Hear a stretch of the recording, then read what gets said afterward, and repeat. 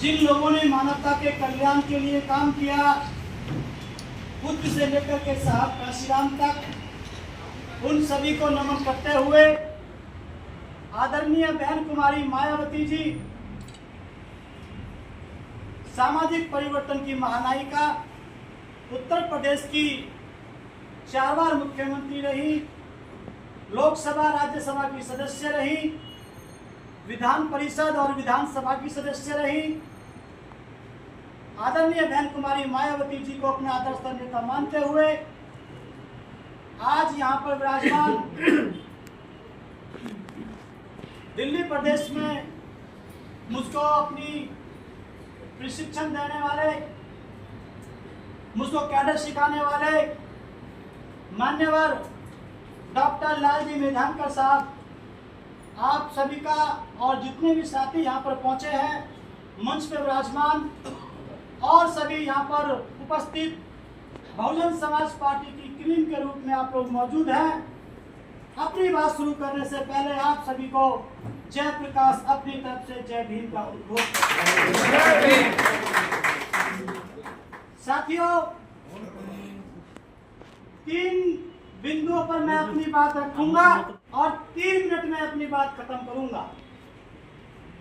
पहला बिंदु, माननीय बहन जी ने 7.5 साल के बाद मुझको माफ किया। मुझे उम्मीद नहीं थी, लेकिन वास्तव में कहा जाता है कि वो जिंदा देवी है। तो उस आधार पर माननीय बहन जी ने मुझे 7 साल के बाद माफ किया और मैं धन्यवाद देता हूँ माननीय डॉक्टर लालजी मेधांकर साहब को। इन्होंने जब बहन जी ने इनसे बात करी तो इन्होंने भी फोन पर कहा कि नहीं बहन जी, एक मौका जयप्रकाश को मिलना चाहिए। अगर आप ये कहते थे कि नहीं मिलना चाहिए तो जयप्रकाश का नाम वहीं पर कट जाता और बात बिगड़ जाती। तो आपके लिए मैं धन्यवाद देता हूँ, ऋणी रहूंगा। और बहन जी के लिए कहना चाहता हूँ कि बहन जी, आपने मुझे माफ किया। पुरानी सभी गलतियों के लिए मैं क्षमा प्रार्थी हूँ और फ्यूचर में मैं बहन कुमारी मायावती जी के आदेश का अक्षर से पालन करूंगा, ये मेरा वचन है। जो आदेश उनका होगा। दूसरी तरफ डॉक्टर साहब का आपके पास तैयार होने के लिए, सीखने के लिए, वो गलती ना दोहराई जाए, उसके लिए बहन जी ने पूरे देश में नजर घुमा करके आपके पास मुझे भेजा है। आपकी संरक्षण में रह करके मैं काम करूंगा। मैं आपको भी वचन देता हूं कि जो आप मुझे सिखाएंगे, जिस प्रकार से सिखाएंगे, उसी रास्ते पे मैं चलने के लिए प्रयास करता हूं। तो ये मेरी बातें हैं। तीसरी बात, मैं पार्टी लेवल पर कह करके अपनी बात को समाप्त करूंगा, क्योंकि सारी बातें फिर साहब आपको बताएंगे। साथियों, हम 2 कारणों से बीएसपी में काम करते हैं। एक कारण यह है कि हमको अपने महापुरुषों का मूवमेंट चलाना है। क्यों साहब? उस मूवमेंट में, उस कारवां में ये माना जाता है कि सरकार बने चाहे ना बने, एमपी एमएलए बने चाहे ना बने, लेकिन महापुरुषों का ये कारवां आगे बढ़ता रहे ना।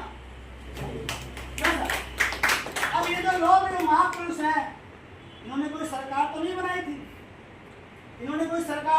थी, लेकिन इनके संघर्ष से, इनके इस कारवां से हमको अधिकार मिले या नहीं मिले? इसका मतलब मूवमेंट चलाना भी उतना जरूरी है जितना सरकार बनाना जरूरी है। दूसरी तरफ इसमें स्पीड और बढ़ जाती है, ये तेज और हो जाता है जब साहब काशीराम इस मूवमेंट को मॉडिफाई करके लाए हमारे बीच में और बाबा साहब से सीखा, तो तब पता चला कि अगर हमारे एमपी एमएलए बन जाते हैं, सरकार बन जाती है, तो हमारे मूवमेंट को और गति। उसके लिए अभी 9 अक्टूबर को बहन कुमारी मायावती जी ने 2 घोषणाएं आपके बीच में की है। वो आप अच्छी तरह से जानते हैं। एक घोषणा की है कि अब मैं 5वीं बार बहुजन समाज पार्टी की सरकार बनाने के लिए ये अपने आप में बहुत बड़ी बात है।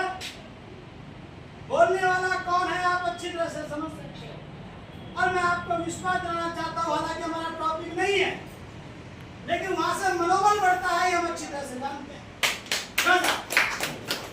उत्तर प्रदेश आपका जीतेगा, 5वीं बार बहन जी की सरकार बनेगी, और उसी क्रम में हमारी भी ड्यूटी बनती है कि हम अपने स्टेट की तरफ से अच्छी सीटें और अच्छा वोट ऑफ परसेंटेज और अच्छा संकल्प तैयार। और तीसरी बात बहन जी ने कहा है कि अगर बैलेंस ऑफ पावर हम किसी भी स्टेट में बनते हैं तो हम फ्री में समर्थन देने वाले नहीं है। तो इसलिए आप बेफिक्र रहें। अब आप, मैं डॉक्टर साहब की देख रेख में यहाँ पर काम करूंगा, संगठन को मजबूत करेंगे। जो भी आप आदेश लेकर के बहन कुमारी मायावती जी का लेकर के आएंगे, उसको जमीन पर उतारने के लिए ये पूरी टीम आपके साथ तैयार है। मैं आपका धन्यवाद करता हूँ और उम्मीद करता हूँ कि आप सब लोग मेरा सहयोग करेंगे। जो भी आदेश आएगा डॉक्टर साहब का बहन जी की तरफ से, उसको हम लोग जमीन को उतारने का काम करेंगे। बाकी तो धीरे धीरे हम समझते रहेंगे और अपनी बातें तैयार करते रहेंगे।